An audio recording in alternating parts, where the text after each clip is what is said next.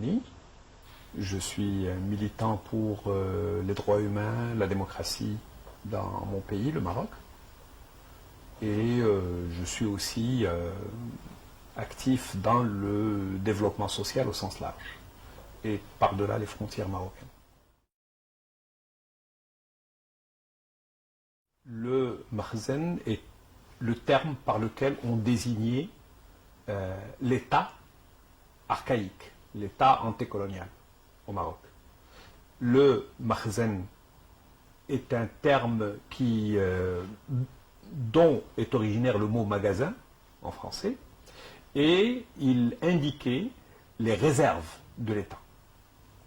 Et il indiquait aussi les personnes en charge de la perception et de la gestion de ces réserves.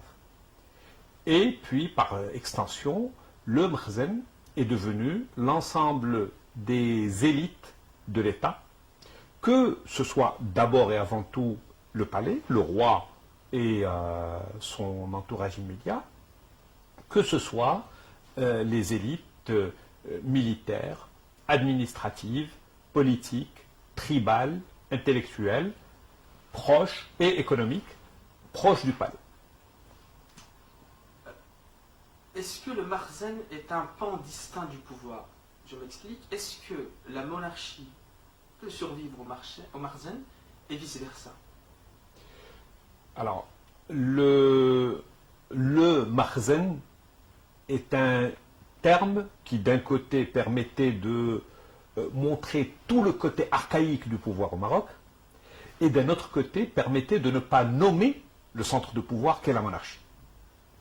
Quand c'était trop dangereux de montrer clairement, d'identifier le centre de pouvoir et de le nommer comme responsable de la situation et des exactions dans le pays. La situation actuelle, si on se pose la question, est-ce que la monarchie peut survivre à l'autoritarisme? Je dirais, le Maroc est en train de vivre aujourd'hui les évolutions qui ont été connues par de très nombreux pays, en particulier en Europe, où certaines monarchies ont pu survivre en faisant leur mue, et d'autres ont essayé de se cramponner à l'autoritarisme et à l'absolutisme, et sont partis avec. Et donc, valeur aujourd'hui, nous voyons que la monarchie ne peut absolument pas continuer à se prévaloir de la dictature, d'un pouvoir absolu, hégémonique, théocratique sur le pays et sur les citoyens. Ces marges de manœuvre se sont extrêmement réduites pendant les 2 dernières décennies, mais elle continue jusqu'à maintenant de se cramponner au maximum d'autoritarisme qu'elle peut, et je pense qu'elle n'est pas suffisamment consciente que, en refusant de faire sa mue, elle risque son existence. Sur le dossier du Sahara, j'aimerais bien avoir votre analyse, et surtout votre analyse d'économiste, à savoir quel est le coût pour le contribuable marocain depuis le début de ce conflit, donc qui remonte maintenant à plus de 40 ans. J'avais fait une évaluation où je considérais que le Sahara nous coûte à peu près 7,5% de notre PIB. Si on considère que le PIB marocain se rapproche des 100 milliards d'euros annuellement, aujourd'hui, ça veut dire que nous perdons à peu près 7,5 milliards d'euros à cause du conflit du Sahara. Lorsqu'on y met le coût militaire, le coût des investissements civils qui n'ont pas de logique et de cohérence intrinsèque, le coût de la corruption généralisée au Sahara, que ce soit à travers les aides directes, que ce soit à travers les exemptions fiscales, que ce soit à travers les offres de postes de travail rémunérés et non effectifs, que ce soit, enfin, une infinité de choses. Les éléphants blancs, la création d'investissements économiques qui n'ont aucune cohérence, aucune efficacité, mais qui font bien, lorsqu'on y rajoute le coût de corruption internationale, que ce soit le fait d'ouvrir des ambassades dans des pays où il n'y a quasiment pas de citoyens marocains. Entre parenthèses, j'étais une fois au Pérou et l'ambassadeur et tout le staff de l'ambassade semblaient vaquer à accompagner une mission qui n'avait absolument rien d'officiel ni d'essentiel. Et je leur ai dit, mais quand même, vous devriez être occupé à autre chose. Ils m'ont dit, écoutez, au Pérou, nous avons, à part le personnel de l'ambassade, nous avons 5 citoyens marocains. Et parmi ces 5, 3 sont en prison. Donc, quand un Marocain arrive au Pérou, c'est déjà une très belle occupation pour nous parce que ça nous permet de vaquer à notre occupation principale qui est de montrer notre amitié à ces pays pour qu'ils votent à notre profit sur l'affaire du Sahara. Alors, je rajoute évidemment ce que je citais tout à l'heure, acheter le TGV chez les Français, c'était parce que la France menaçait de ne plus utiliser la menace de droit de veto au sein du Conseil de sécurité si jamais une résolution inamicale à l'égard des positions marocaines venait à se faire valoir au sein du Conseil de sécurité. Pour donner une illustration que les gens pourront comparer, l'armée marocaine coûte officiellement, dans le budget affiché, 5,1% du PIB en moyenne générale d'après la CIA. Alors que la moyenne mondiale est de 1,9. Donc rien qu'à venir à une situation banalisée du Maroc en matière militaire, permettrait de gagner chaque année 3,2 points de PIB. Imaginez 3,2 points de croissance rajoutés à votre économie. C'est phénoménal. Et multipliez ça par 40 ans. Donc, nous ne parlons pas de peanuts, nous parlons de quelque chose d'absolument colossal. Le problème est que l'État est tellement focalisé sur l'affaire du Sahara et sur le rejet du débat, les élites sont tellement tétanisées et inhibées par la peur de se faire rabrouer, de se faire reprendre, que c'est un débat qui n'existe pas. Personne n'ose simplement aller faire une recherche académique, faire des comparaisons internationales et s'ouvrir au débat sur est-ce qu'on peut continuer indéfiniment dans ce conflit qui est effectivement de basse intensité, qui n'est pas un conflit ouvert avec des risques de conflagration régionale majeurs. Au moins on doit rendre cette justice aux États de la région, le Marocain compris, qu'ils ont su réfréner leurs ardeurs, mais on est quand même dans un cancer qui empêche le progrès de toute la région, qui empêche son intégration et dont la résolution pour moi est une priorité absolument vitale si on veut un tant soit peu commencer à discuter progrès de la région.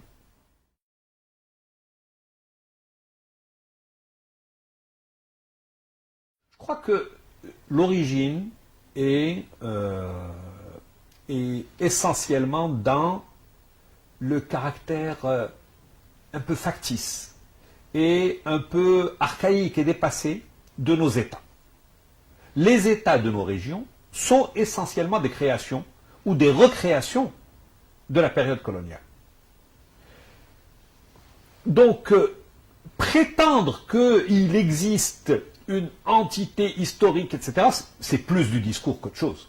Si, quand on fait une analyse sérieuse de l'histoire de l'État marocain, on voit que ça n'a jamais été un État avec des frontières scellées, avec une stabilité dans l'histoire longue, avec une composition stable, etc.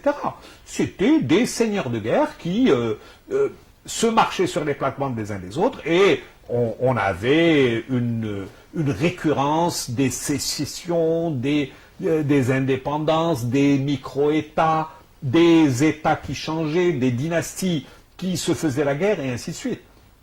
Donc aujourd'hui, quand les gens sont en train de dire est-ce que tel parti fait partie réellement du Maroc ou de l'Algérie, est-ce que le Sahara est une entité indépendante ou pas, très sincèrement, je trouve que c'est un discours absolument suranné.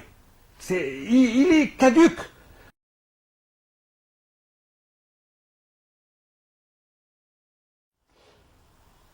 L'État marocain bénéficie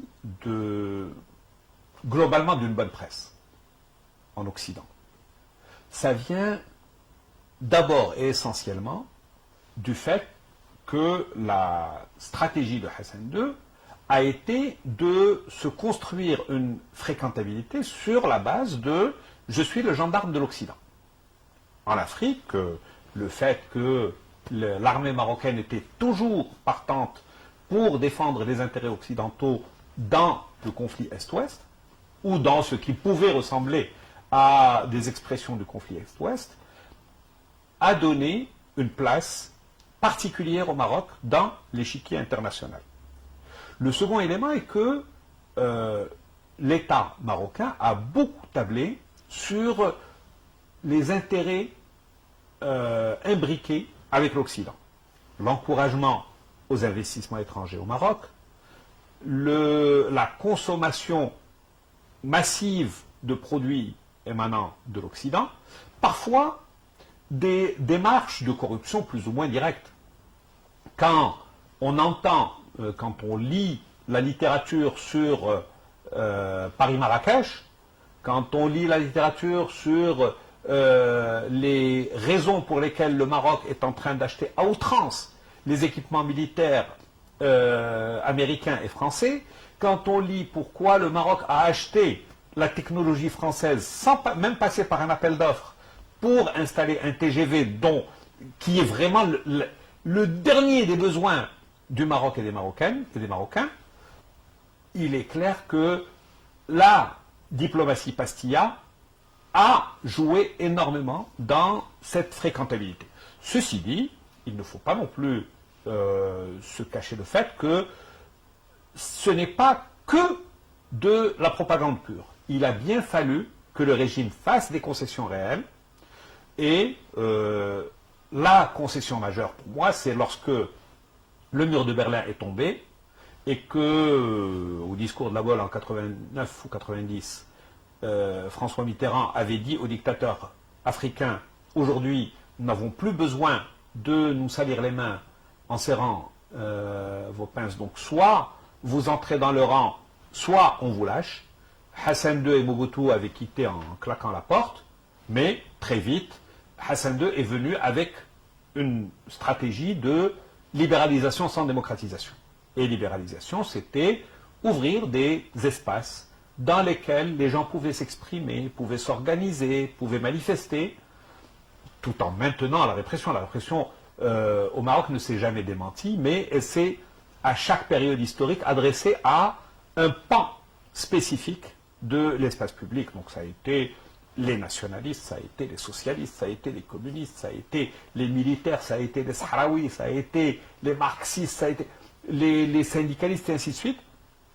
Et il faut dire que cette répression avait été suffisamment efficace essentiellement pendant les années 70 pour que Hassan II roule sur du velours pendant les années 80 et puisse, à la fin des années 80, faire des concessions qui n'allaient entraîner aucun risque de remise en cause de ses attributs absolutistes.